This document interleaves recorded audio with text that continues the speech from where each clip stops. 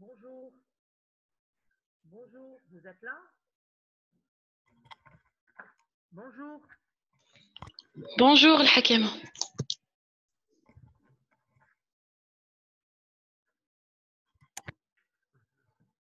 Bonjour. Bonjour, docteur. Bonjour. Bonjour. Ils n'entendent pas, hein? Le son est très faible, Bonjour. docteur. Bonjour. Le micro est fermé.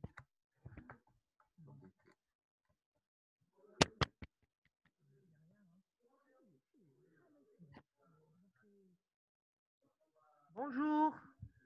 Est-ce que vous êtes là? Vous m'entendez là? Oui, docteur. Oui, c'est mieux. Oui, Hakim. On va commencer là. Hakim, on vous entend. Oui. Le son est loin.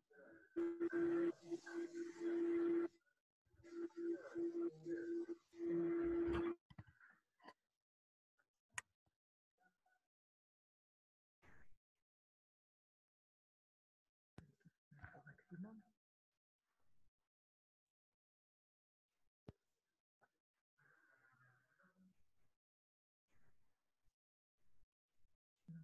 Le son est un peu maximum.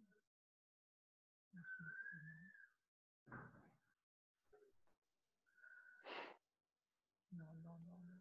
Moi, j'ai rien entendu. Le son est faible. Donc, le son est faible. Hein.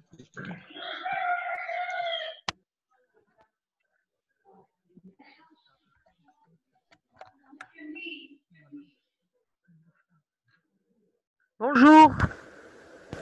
Est-ce que vous êtes là? Bonjour, docteur. Oui, docteur. Oui, Hakim. Bonjour. Non, non, ils me répondent. Là, là, là. Ils devaient... Non, non, non. البارح, ils me répondent, ils me disent Hakima, veuillez rajouter. البارح بتاع زريرية هيما. وكيف راح نعمل معاهم لا كونفرساسيون نعملها باغ écrit؟ On vous entend, الحكيمة. On vous entend, Hakima. Non.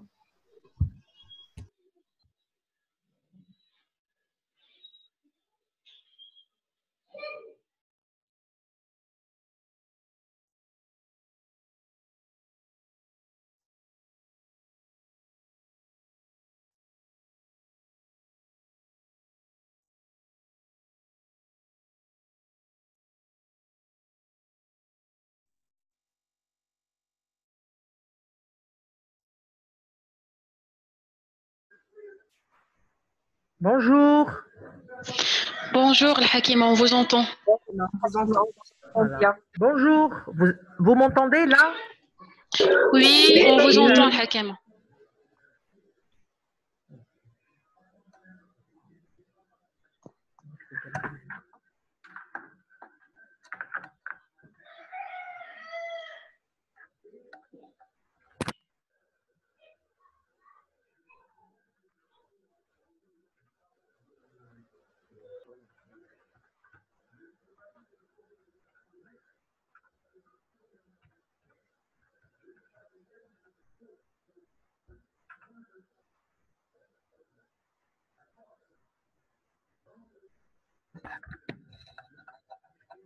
لا سيسيون تاع اليوم خربت خلاص.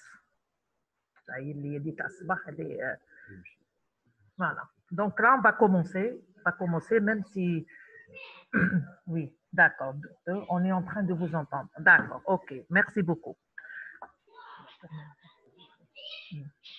D'accord. Il est partagé l'écran. D'accord, merci beaucoup. D'accord.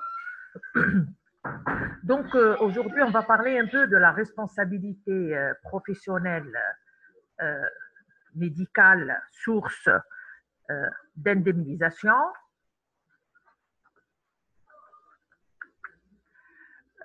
Pour faire un petit récapitulatif de ce qu'on avait dit hier, la responsabilité médicale, on avait dit qu'il y avait deux types, celle qui est source de sanctions, à savoir la responsabilité pénale et la responsabilité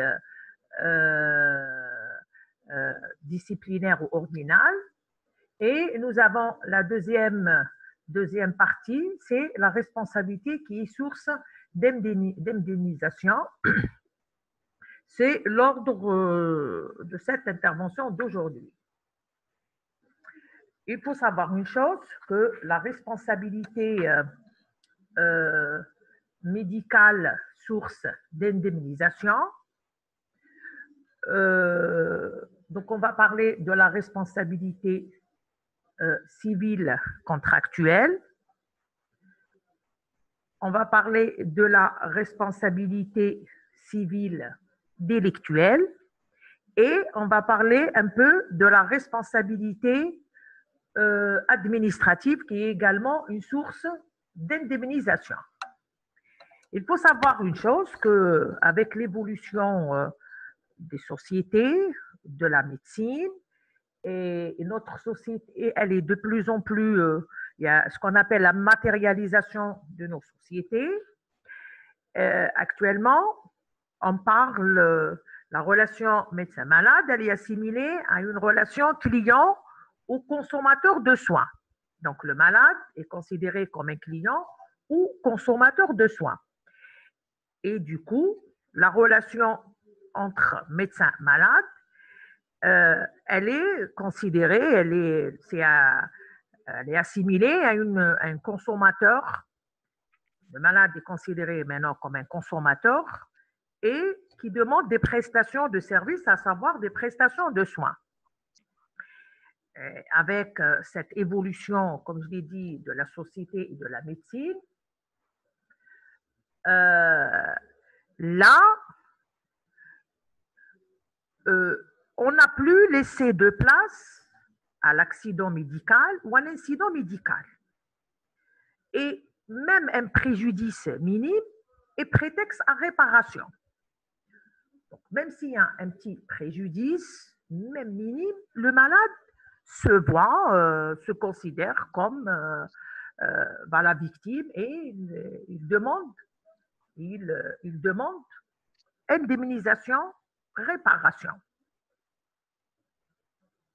D'une et de deux, on est en train de constater que les accidents médicaux sont de plus en plus médiatisés.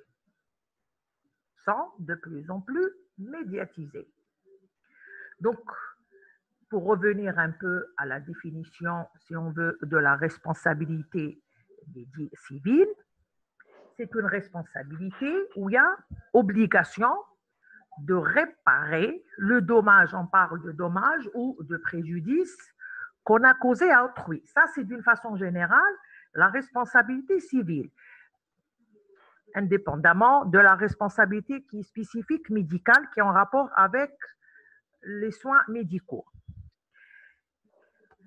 En matière de responsabilité civile, la relation médecin-malade a été analysée et on a constaté qu'il y a un contrat de soins qui lie le malade à son médecin.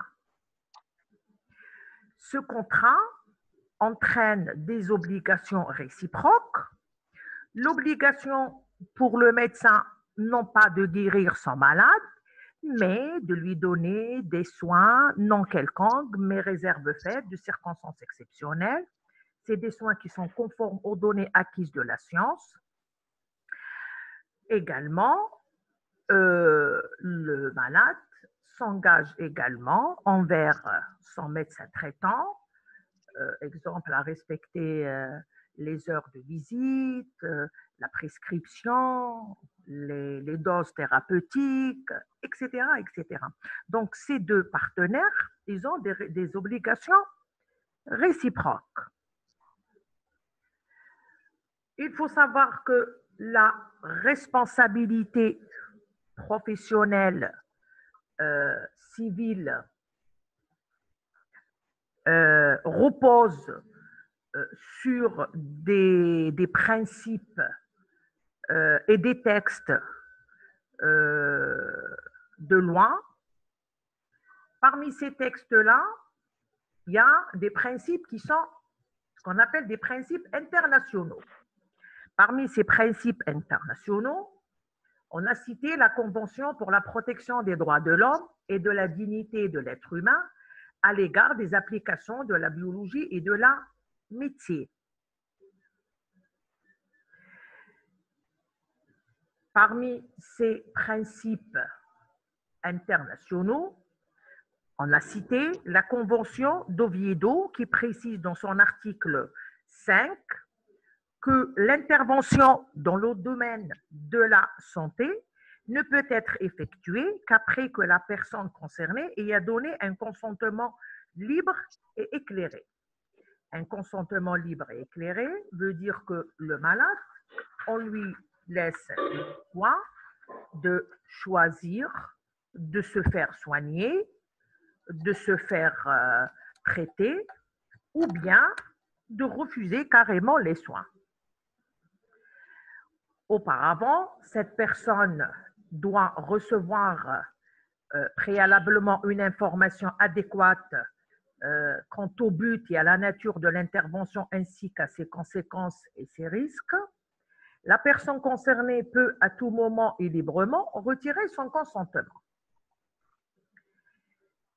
Également, on a des principes qui sont affirmés dans le code de déontologie. Vous avez l'article 6, l'article 42, l'article 43. Donc, l'ensemble de ces articles-là nous renseignent, ils nous informent que le médecin, il est au service de l'individu, de la santé publique, il doit respecter la volonté du patient et on doit rechercher son consentement à chaque étape du contrat de soins. Également, on a des principes affirmés dans la loi de santé, articles 23 et 24 également. Vous avez des principes affirmés dans le code civil, l'article 124.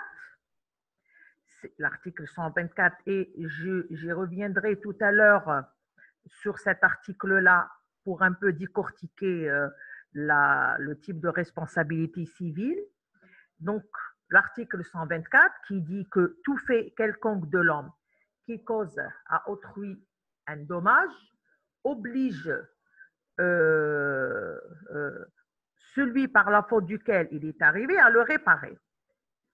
Donc, chaque fois qu'on commet un dommage à une personne, on a l'obligation de le réparer. Il faut savoir que l'action en responsabilité appartient à la victime du dommage. Donc, c'est à la victime du dommage, c'est à la victime d'apporter la preuve du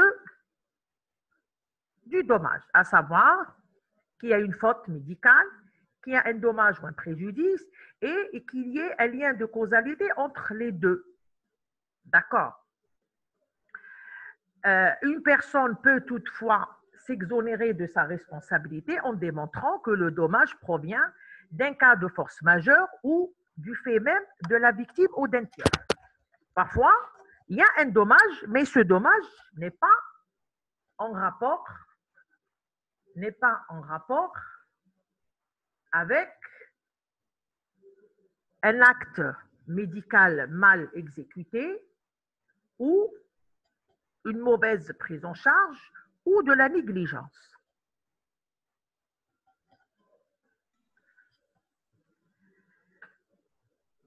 Donc, pour ce qui est de la responsabilité médicale, on va parler un peu du contrat médical. Ce contrat, on avait dit qu'il lie le médecin, c'est-à-dire un consommateur de soins et un prestataire de services. Donc, il y a un contrat qui… Donc, cette convention, ce contrat, il est défini par l'article 54 du Code civil. Donc là, ils sont liés par des obligations qui sont réciproques. D'accord? C'est-à-dire, l'un s'engage à soigner et l'autre à respecter, comme il est dit, les heures de visite, à respecter la prescription et également à payer les honoraires du médecin. En ce qui concerne les conditions de formation du contrat, d'accord? La loi veille, est-ce que ce contrat, quand il est établi entre consommateurs et prestataires de services, il répond à des critères. Parmi ces critères-là, on a validé 4 conditions. On parle de le consentement de la partie qui s'oblige. Le consentement de la partie qui s'oblige. Et dans cette situation-là, la loi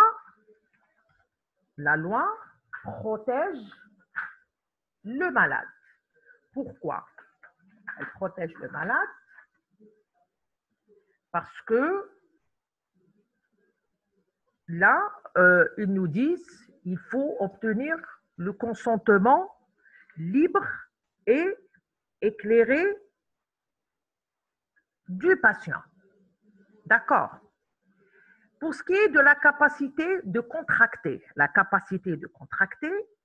on suppose que le médecin ou le prestataire de soins remplissent les conditions acquises d'exercice de la profession. Par exemple, un radiologue, il faut qu'il soit diplômé d'un diplôme de spécialiste en radiologie pour qu'il puisse faire des examens, des explorations radiologiques. Donc, la loi ne s'inquiète pas pour ce qui est du prestataire. La loi, par contre, elle protège le consommateur, c'est-à-dire le malade. Le malade, là, on doit protéger le malade et on exige que pour qu'il puisse contracter avec le malade, il faut qu'il soit capable. C'est-à-dire, il est dans une position qui lui permet d'accepter le contrat de soins. Il y a des exceptions où le médecin doit en tenir compte lorsqu'il s'agit d'un sujet mineur d'un enfant ou lorsque le sujet est en état de démence. Ce qu'on appelle les incapables majeurs, c'est des personnes qui sont incapables d'émettre un consentement valable ou valide.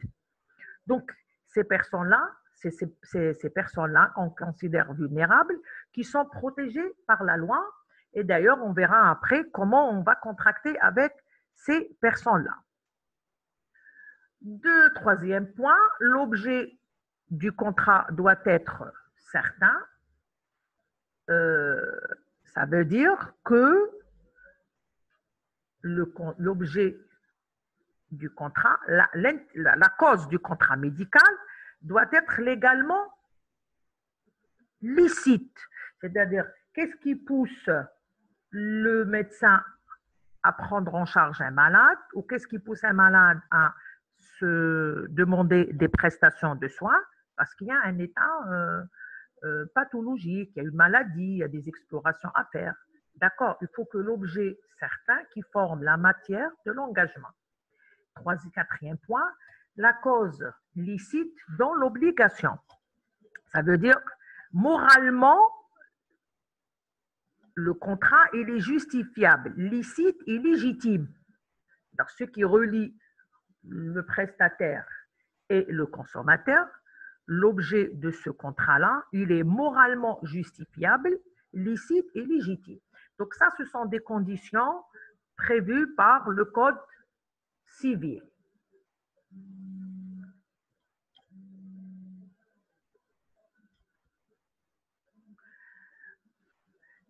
Autre point, on va parler de l'information dans la responsabilité médicale, l'information au consentement. L'information est un élément essentiel dans la relation de confiance réciproque entre médecin et son patient. Bien sûr, cette information, elle est délivrée par le professionnel de santé au patient. Elle est destinée à éclairer,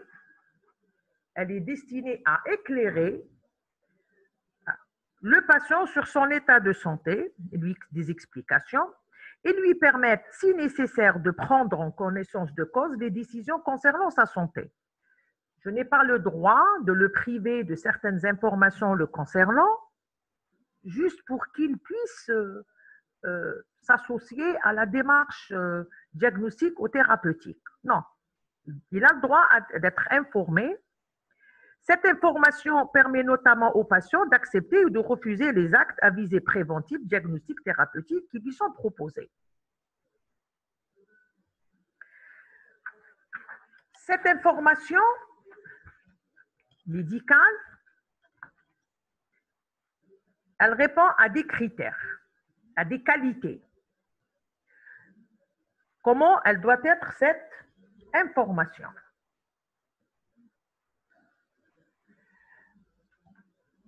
Un contenu, donc l'information, qu'est-ce que je dois donner à mon patient?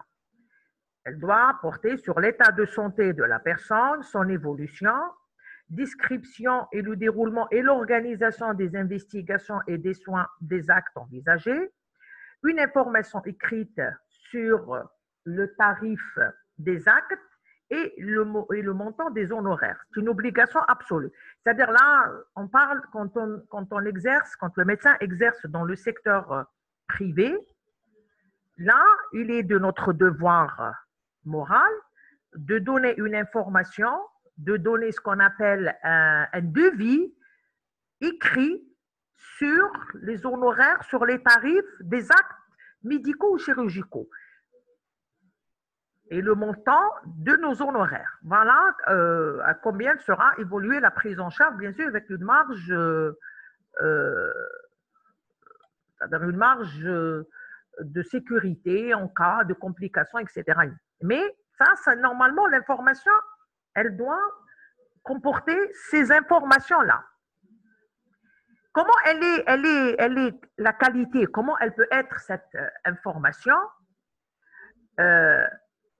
Elle est exclusivement orale, c'est-à-dire en expliquant.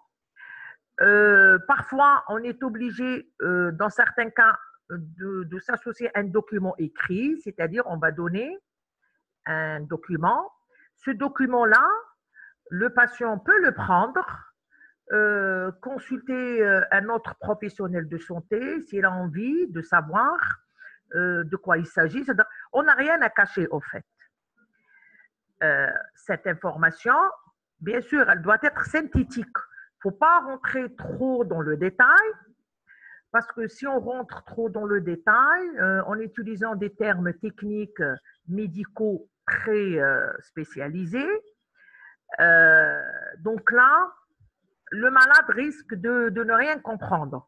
Et là, ce qu'on appelle couramment un mauvais éclairage de la consultation. Un mauvais éclairage de la consultation, ça veut dire quoi? Lorsque le patient vient voir son médecin traitant pour une pathologie et il attend des explications, des informations le concernant. Maintenant, déjà, le malade de base, c'est des personnes stressées, angoissées, déprimées, vu leur état de santé.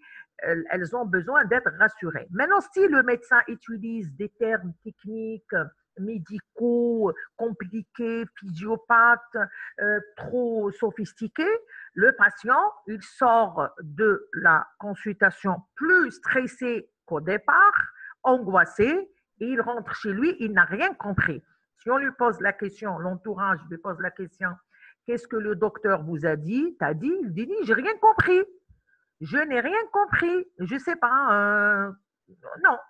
Donc ici, une information synthétique, c'est-à-dire on fait une synthèse de façon hiérarchisée, ça veut dire ordonnée.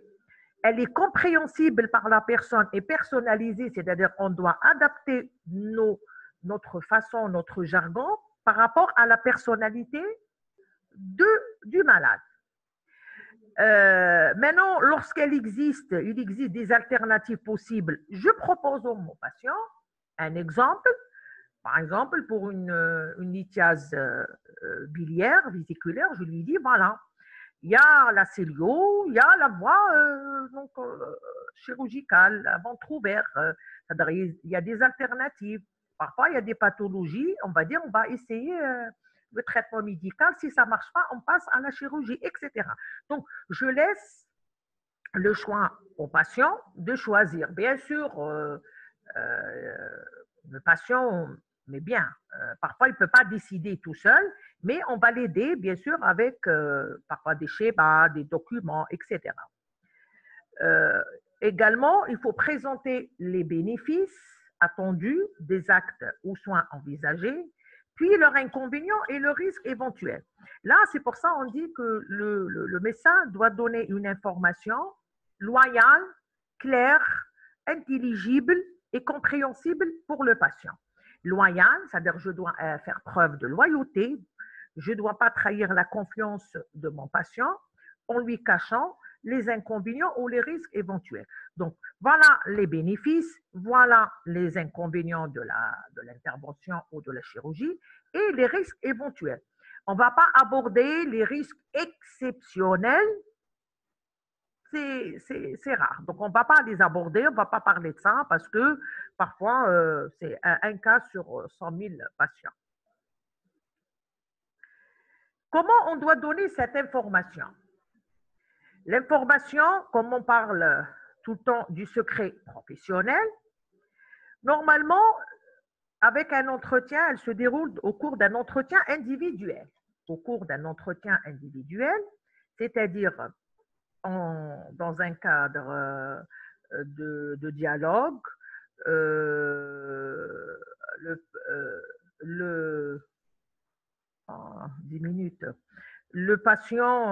patient donc un entretien avec son médecin.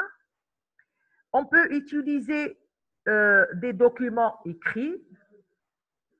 On peut utiliser des documents écrits. On peut demander que le patient soit accompagné d'une personne de confiance. L'information en cas d'intervention de plusieurs personnels de santé, quand il y a plusieurs intervenants, chacun informera le patient de son intervention, à quel niveau il doit intervenir. La charge de la preuve de la délivrance de l'information, elle incombe dans le secteur privé aux professionnels de santé, en l'occurrence le médecin. Est-ce que c'est à lui? C'est à lui d'apporter la preuve de l'information.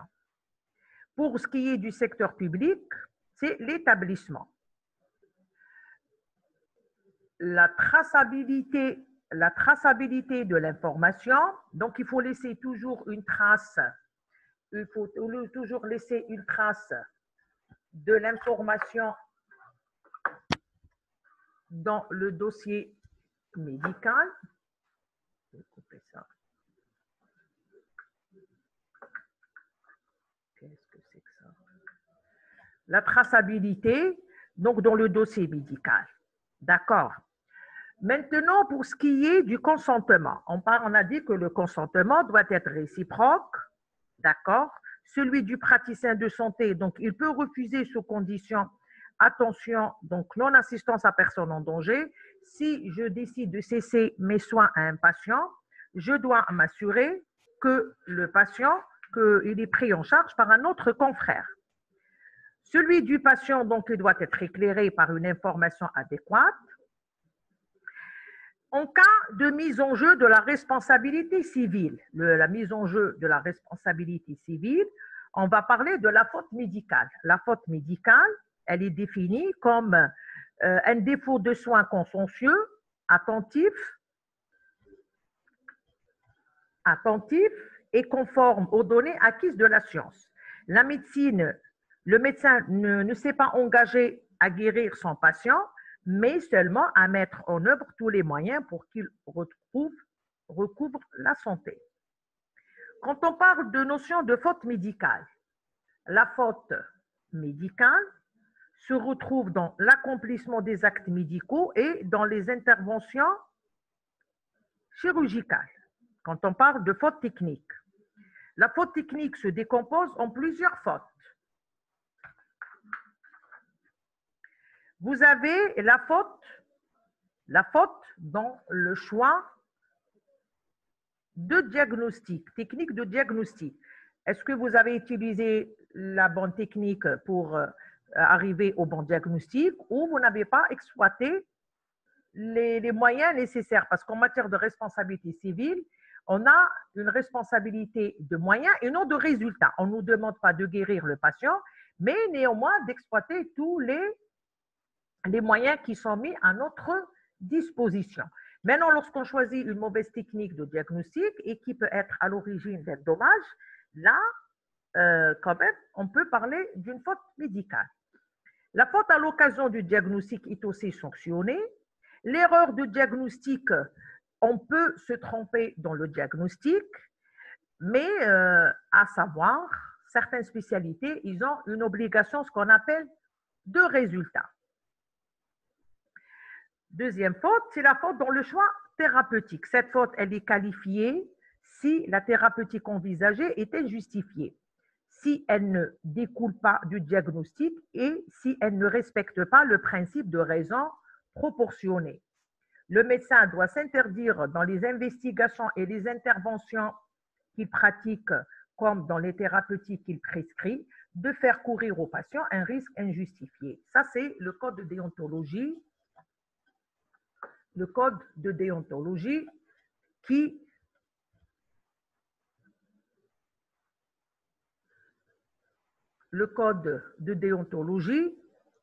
le dicte.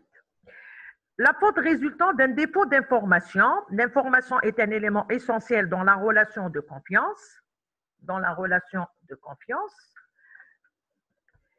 Elle est réciproque entre le médecin et son patient. L'information délivrée par le professionnel de santé au patient, elle est destinée à l'éclairer sur son état de santé.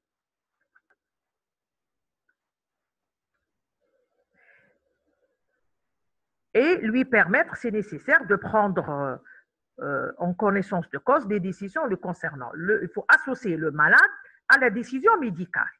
Cette information permet notamment aux patients d'accepter ou de refuser les actes à visée préventive, diagnostique ou thérapeutique.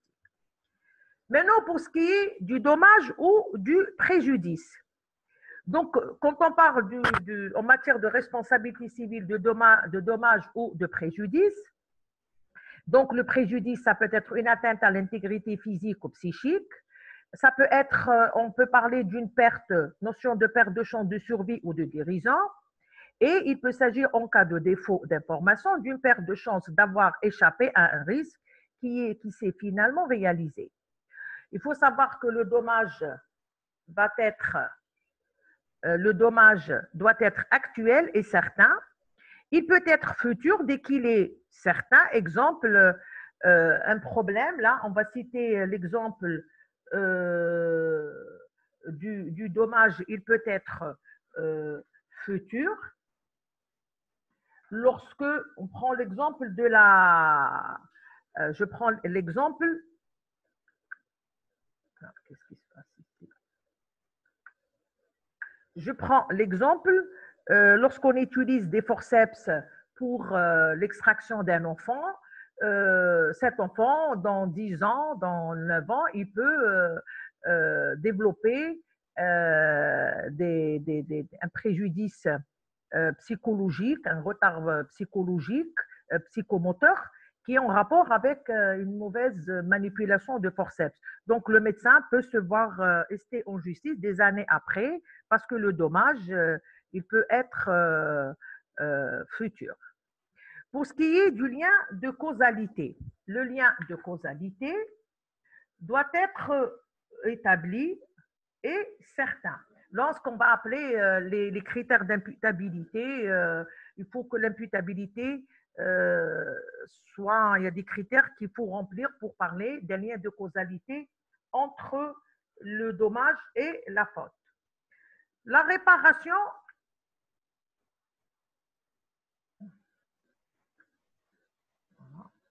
réparation, du préjudice, soit de soins médicaux, chirurgicaux ou de rééducation, l'argent compensant la perte de gain, l'argent compensant un déficit fonctionnel. Un mot sur la responsabilité administrative.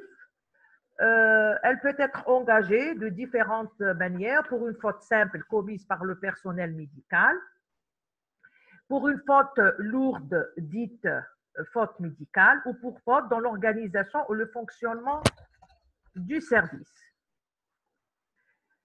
Là également, on peut parler un mot sur la faute détachable du service. La faute détachable du service, elle est commise par un médecin. Elle le rend civilement et pénalement responsable. On citera par exemple l'euthanasie, la non-assistance à personne en péril.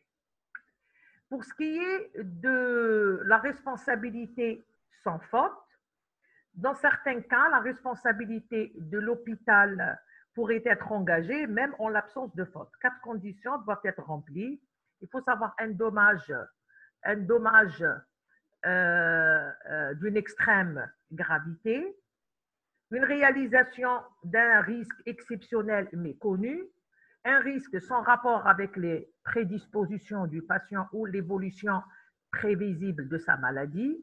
Le patient n'a pas à apporter la preuve de la faute. Quand il s'agit d'une responsabilité de faute, l'exemple qu'on peut citer, l'exemple le plus fréquent, c'est les infections nosocomiales.